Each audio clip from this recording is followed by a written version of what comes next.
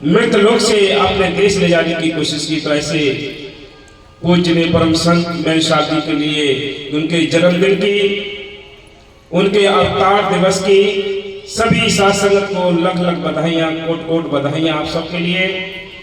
लेकिन ये तो है, लेकिन मालिक की मेहर से संतों को बेशक हम सबके बीच में से इस दूसरे से जुदा हो जाते हैं, लेकिन उनकी वचन हमेशा कायम रहते हैं, उनका नाम हमेशा जिंदा होता है। उन वचनों पर अमल करें, उन वचनों को समझें, नाम जपें, तब ज्यादा उनके लिए सुकून होगा, हम सब के लिए सुकून होगा। तो मालिक की मेहर से हाँ जी गया अब सरना तेरे फिर ये हरे के हाथ आएगा। क्या कहते हैं आपको ये 84 लाख दुनिया में सबसे अव्वल जीवन मिला है तो एक मनुष्य तक मिला है। चाहे हिंदू हो, चाहे मुसलमान हो, चाहे सिख हो, चाहे ईसाई हो, चाहे गरीब हो, चाहे अमीर हो, जिसके पास ये मनुष्य जीवन है उसको मालिक से मिलने के लिए एक मौका मिला है। जिसने इस मनुष्य जीवन के होते हुए संतों की तलाश करके नाम लेकर नाम का अभ्यास कर लिया, वो भाग्यशाली है, किस्मत वाला है। बाकी सब अभागे बढ़कर अपनी उम्र, अपनी श्वासें यूं ही बर्बाद करे जाते हैं। कोई कितना बड़ा शेख साहूकार हो, कितना पैसे वाला हो, कितना धनाढ़ हो, अगर उसके अंदर मालिक से मिलने की चाह नहीं है, प्रेम नहीं है, लगन नहीं है, तो कुछ नहीं बनेगा। पैसा भी यही रह जाना है, कोठी बंगले भी यही रह जाएंगे, बैंक बैलेंस भी यही रह जाएगा। इनमें से साथ जाने वाला क्या है? कभी विचार नहीं किया? हमारे सामने भी जा रहे हैं और भी जाएंगे और हमको भी जाना है। संत कहते हैं ये अवसर निकल गया अपने हाथ से। एक तो 84 लाख दुनिया है जिसमें 30 लाख प्रकार के दरख्त हैं, 27 लाख प्रकार के कीड़े मकोड़े हैं, 14 लाख प्रकार के पक्षी हैं, 9 लाख प्रकार के पानी के जीव हैं, 4 लाख में भूत प्रेत देवी देवता मनुष्य जीवन। इन सारी जूनियों में ये अव्वल जीवन मिला है तो एक मनुष्य तन मिला है, जिसमें बैठ कर भी हम मालिक को याद नहीं कर सके, नाम जप नहीं कर सके, परमार्थ का कार्य नहीं कर सके, तो जन्म तो आपको और भी मिलेंगे। कीड़े मकोड़े, पेड़ पौधे, पशु पक्षी, सारी जूनियों में हम जाएंगे, जाकर आए हैं, लेकिन उनमें वो आपको टाइम नहीं मिलेगा भजन बंदगी करने का, वो चांस नहीं होगा भजन बंदगी करने का। ये चांस सुनहरा मौका मिला है, ये मनुष्य जीवन मिला है। इसलिए संत कहते हैं ये हीरा जन्म है। इस हीरा से जन्म में बैठकर भी भजन नहीं कर सके तो नारी के कीड़े बनकर भजन नहीं कर सकते। इसलिए संत पहले भी कहते आ रहे हैं, आज भी कह रहे हैं, आगे भी कहेंगे, हमारे हाथ से ये अवसर, ये टाइम, ये जन्म, ये छूटता जा रहा है। हम पाखंड को उलझे पड़े हैं, भूत प्रेतों में, देवी देवताओं में तमाम उलझे पड़े हैं। इन सब का जो मालिक है, जो उसको शत्रु कहते हैं, इन सारी शक्तियां उसके अधीन है। इसलिए संत कहते हैं उस शक्ति को हमें याद करना चाहिए जिसको सारी शक्तियां नमस्कार करते हैं। देवी देवता भी उसने बनाए हैं, सारी शक्तियों को चलाने वाला खंड ब्रह्मांड भी उसने बनाए हैं।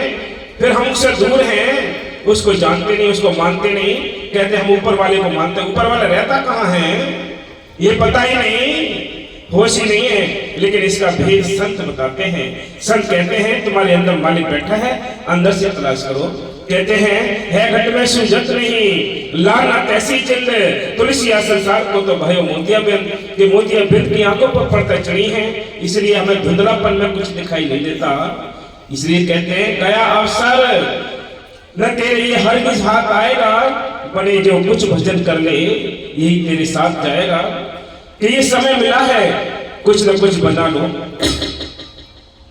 रातों दिन कोशिश करते हैं कोठी बंगले कैसे बनाएं, बैंक बैलेंस कैसे इकट्ठा करें, शादी ब्याह कैसे करें, बेटी बेटाओं को कैसे पालें।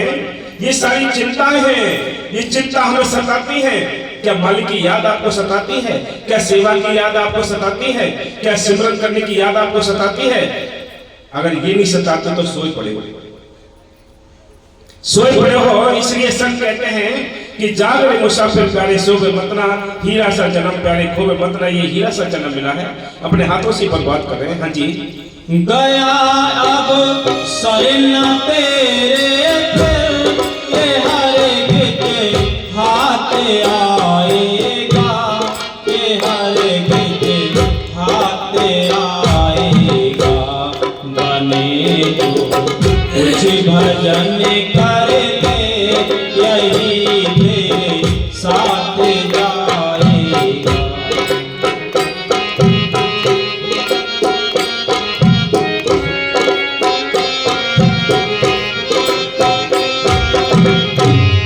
दीवाना बन के दुनिया में जन्म अनेक मोल ढोता है।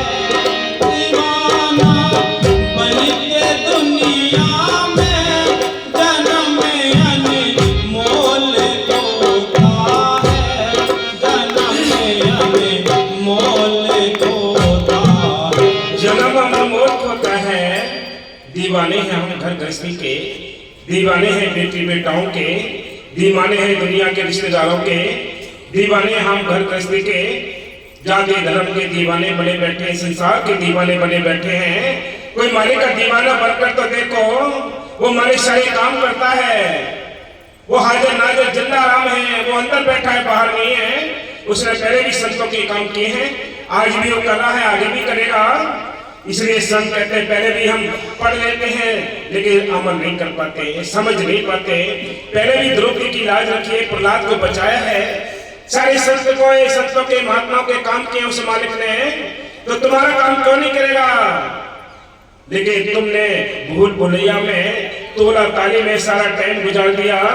ये एक श्वास, एक एक जो हमारे लिए जीने के लिए श्वास मिली है, ये त्रिलोकी के मूल के समाने के श्वास बहुत कीमती है। इन्हीं श्वासों से, भजन बंदगी की श्वासों से संतों ने नरकों में जाकर जीवों को यानी निकाला है, नरकों को ठंडा करके। इतनी दया करते संत। संत जानते हैं, समझते हैं, लेकिन हम अमल नहीं कर पाते। हमें चाहिए मालिक की मेहर से ये मौका मिला है, इस मौके का फायदा उठाएं। हाँ जी। दिए लाखों की दौलत भी न पल रहने तू पाएगा, न पल रहने तू पाएगा। बने जो कुछ भजन कर ले यही तेरे साथ जाएगा।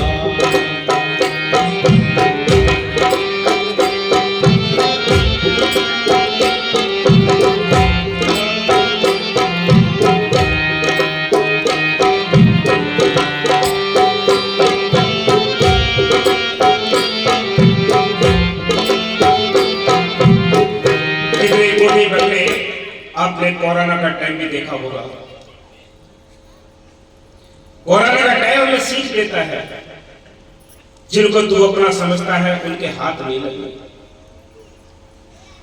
उन्होंने छुआ भी नहीं। जिसकी तो गुमान करता है ये कफन भी नहीं मिला, जिसका तो गुमान करता है वो अर्थी भी नहीं मिली। क्षण में सारे दूर हो गए, रिश्ते नाते भी नहीं आए, रोने वाले भी नहीं मिले, छूने वाले भी नहीं मिले, निलाने धुलाने वाले भी नहीं मिले। और क्या समझाएगा भगवान, और क्या समझाएगा? क्षण भर में ही सब दूर हो जाता है। ये आँख खुली है, सब दिखाई देता है, एक मिनट में ही सब प्राय हो जाते हैं। लेकिन तुम सारी गठड़ी अपने सिर पे लाते बैठे हो, एक पल का पता नहीं है। 11 पीढ़ियों का तुम अपना ठेका लिए बैठे हो कि अगली पीढ़ी कहाँ रहेगी, अपनी अगली पीढ़ी क्या खाएगी, ये होश ही नहीं है। इसलिए संत कहते हैं कि तुम्हें पता नहीं है श्वास।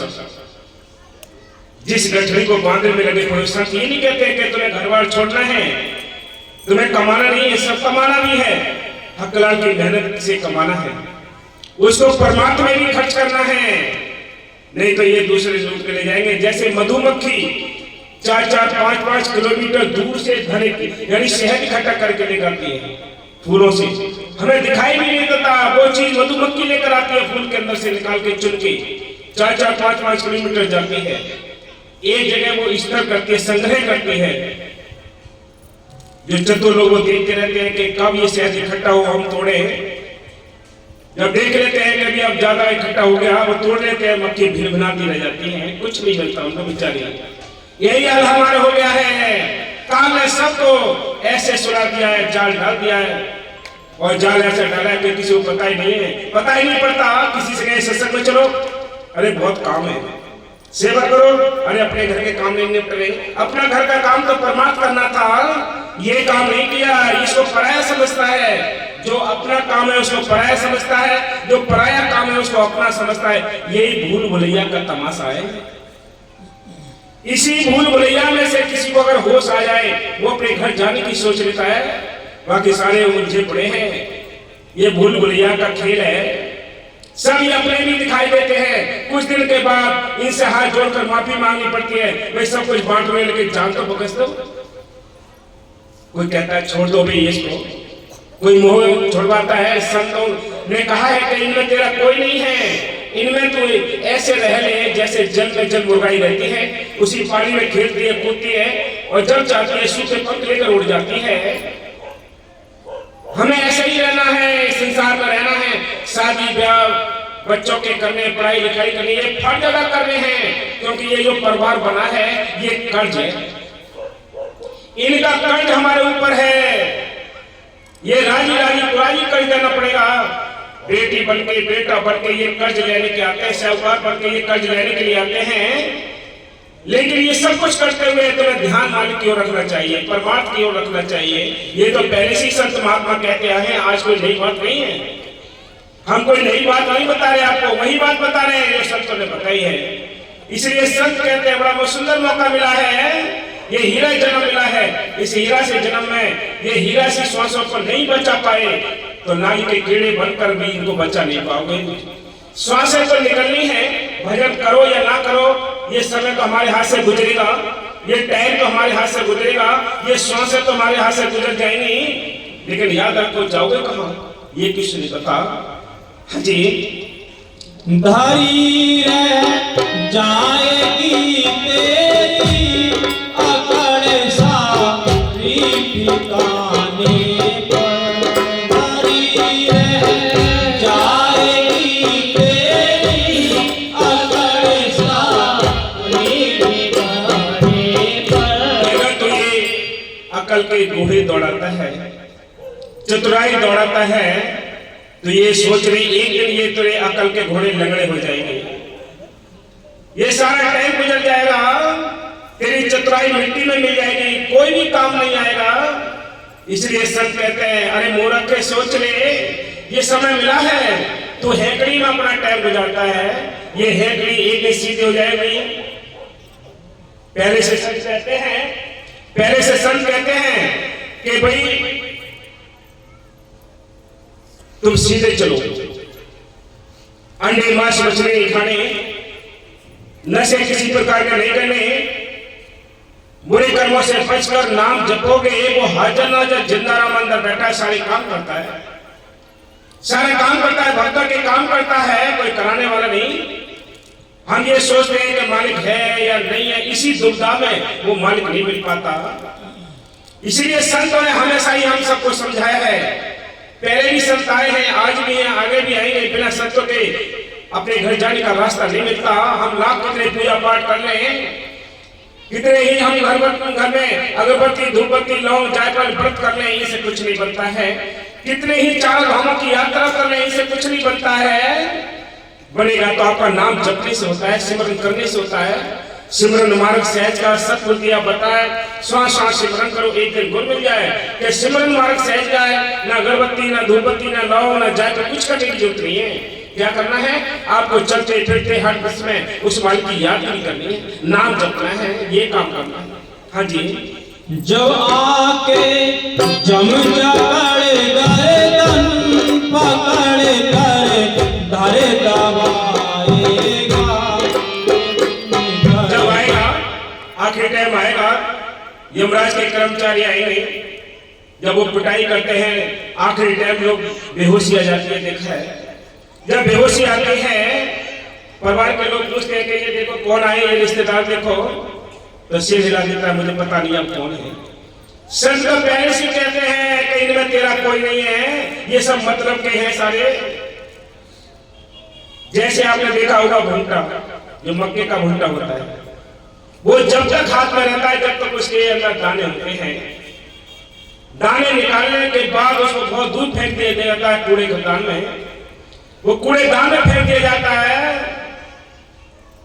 इसलिए संत कहते हैं ऐसे ही हमें जब तक हम स्वार्थ पूरा करने के लिए रहते हैं, जब तक हमसे स्वार्थ पूरा होता है परिवार का, जब तक हमारे लिए वो हितैषी हैं, प्रेम करेंगे।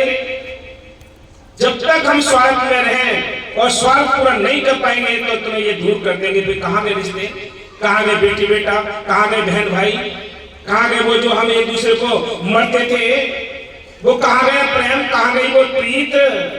इसलिए संत कहते हैं ये भूल भुलैया के तमाशे में निकल कर अपने घर चलने की कोशिश करो भाई। ये समय हमारे हाथ से छूट रहा है, हम निरंतर मौत की मुख की तरफ को बढ़ते जा रहे हैं। मौत ने तो हमें एक दिन जरूर आना है, चाहे कोई शेख साहूकार हो चाहे गरीब हो, उसे तो हिसाब किताब लेना है। हाँ जी, जब आके जम जकड़े गर्दन पकड़े कर धरे दबाएगा, पकड़े कर धरे दबाएगा। बने जो कुछ भजन कर ले यही थे साथ जाए।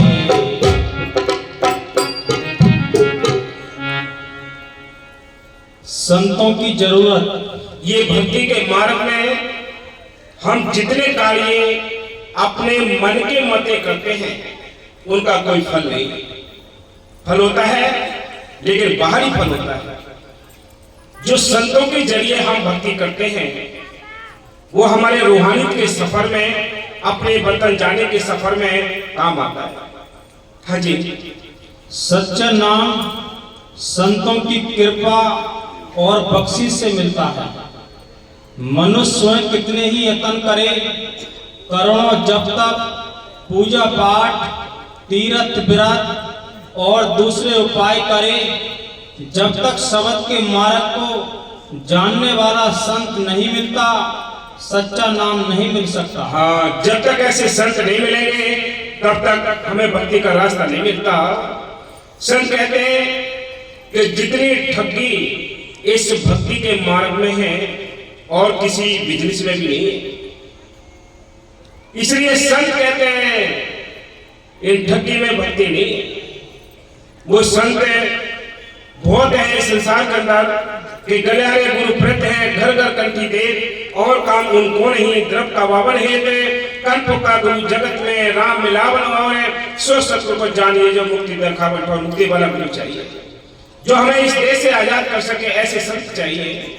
जब तक ऐसे संत नहीं मिलेंगे तब तक हमारा भक्ति का मार्ग शुरू नहीं होता। हाँ जी, यह नियम नया नहीं, जब से दुनिया बनी है तब से यही नियम चला आ रहा है। यही चीज है, पहले से भी, आज भी है, पहले भी रही, आगे भी रहेगी। बिना नाम के कोई अपने घर वापस नहीं गया है। हाँ जी, संत सने ही नाम है, नाम सने ही संत, नाम सने ही संत, नाम से वही मिलावे, बेहे वाक्यकार मिलन की राह बतावे। जब तक तीर्थ व्रत करे बहुतेरा कोई, बिना वसीले संत नाम से भेंट न हुई। कोटन करे उपाय भटक सगरों से आवे, संत द्वारे जाए नाम को घर तक पावे। पलटू ये है प्राण पर आद सेती और अंत, संत सने ही नाम है, नाम सने ही संत। प्रभु कृपाल कृपा करे, नाम नानक साधु संग मिले। जिस वकर को लेन तू आया, राम नाम संतन घर पाया। संत उस मार्ग के जानने वाले हैं, वे ठीक रास्ता दिखलाते हैं। जब मनुष्य उनके बताए हुए साधन अनुसार सिमरन करके अंदर तीसरे तिल में जाता है तो उसको सतगुरु के नूरी स्वरूप जो संतों के स्वरूप में प्रकट होता है के दर्शन होते हैं। इस जगह हजारों आनंद शब्द की धुनें आ रही हैं। सतगुरु का ये नूरी स्वरूप ठीक और सच्ची धुन पकड़ाता है।